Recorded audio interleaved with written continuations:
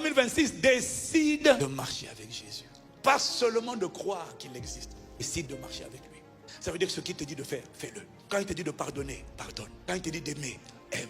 Quand il te dit d'honorer, honore. Quand il te dit de prier, prie. Ce qu'il te dit de faire, fais-le. Est-ce que tu t'imagines aller voir le médecin et dire au médecin, alors je vais mal, mais je vous demande, monsieur le médecin, vous devez me soigner, me guérir, mais je vous préviens, je n'ai pas l'intention de changer. Je ne vais pas changer mon régime alimentaire. Je vais continuer de boire des sodas toute la journée. Je vais continuer de manger des frites. Je vais continuer de ne pas faire de sport. Je vais continuer de fumer. Je ne vais rien changer. Mais s'il vous plaît, assurez-vous, docteur, que je sois en parfaite santé. Dis-moi, est-ce que tu fais ça avec ton médecin?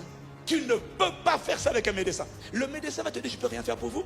Si je dois améliorer votre condition, je vais vous prescrire une ordonnance. Votre salut se trouve dans le respect de l'ordonnance. La plupart d'entre nous, chaque fois que tu étais malade et que tu allais voir le médecin, même quand il t'a prescrit des choses que tu n'aimais pas, des médicaments que tu n'aimais pas, il t'a dit à partir d'aujourd'hui, arrêtez ça. Toutes les personnes qui sont dans le besoin, écoutent le médecin.